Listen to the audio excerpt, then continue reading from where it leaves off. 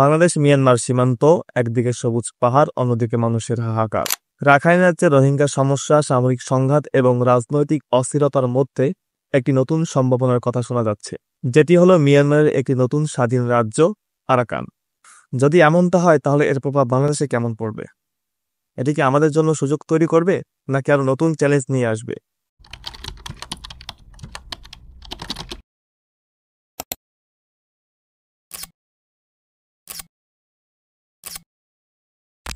মিয়ানমারের রাখাইন রাজ্যে দীর্ঘদিন ধরে রাজনৈতিক এবং সামাজিক অস্থিরতা বিরাজ করছে।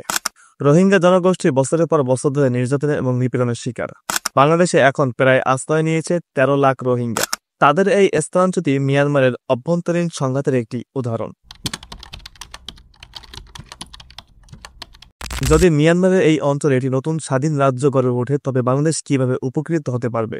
1. রোহিঙ্গা প্রত্যাবাসন। নতুন রাজ্য রোহিঙ্গাদের নাগরিকত্ব দিলে তাদের নিরাপদ প্রত্যাবাসন সম্ভব হতে পারে। 2 নম্বরে বাণিজ্যিক প্রসার। বাংলাদেশের সীমান্তের ওপারে একটি নতুন স্থিতিশীল রাষ্ট্র বাংলাদেশের বাণিজ্যিক সম্পর্ককে একটি নতুন মাত্রা দিতে পারে। 3 নম্বর কৌশলগত মিত্র। একটি মিত্ররাষ্ট্র হলে আঞ্চলিক রাজনীতিতে বাংলাদেশের অবস্থান আরও শক্তিশালী হতে পারে।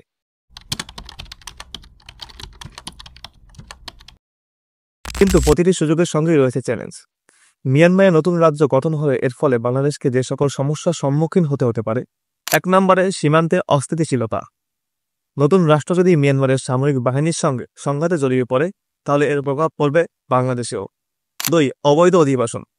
যদি নতুন রাষ্ট্রে স্থিতিশীলতা না আসে, তবে আরও শরণার্থী সীমান্ত অতিক্রম করে বাংলাদেশে প্রবেশ করতে পারে। 3. অপরাধমূলক কার্যকলাপ। সীমান্তে নিরাপত্তা দুর্বল হলে মাদক, অস্ত্র ও মানব পাচার আরও বেড়ে যেতে পারে।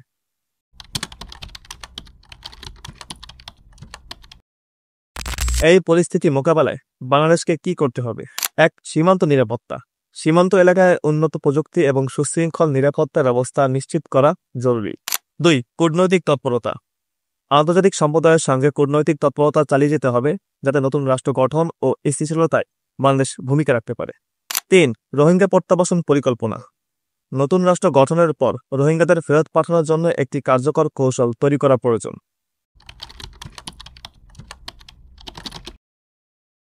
মিয়ানমারের একটি নতুন রাষ্ট্রের সম্ভাবনা বাংলাদেশের জন্য একটি গুরুত্বপূর্ণ ঘটনা। এটি কি আমাদের জন্য আরো সুযোগ তৈরি করবে, নাকি চ্যালেঞ্জ নিয়ে আসবে? সময় এর উত্তর দিবে।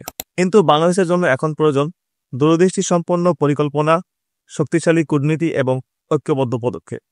সম্ভাবনা আর চ্যালেঞ্জের এই সমীকরণে বাংলাদেশের কি ভূমিকা হবে তা নির্ভর করবে আমাদের সিদ্ধান্ত এবং প্রস্তুতির উপর।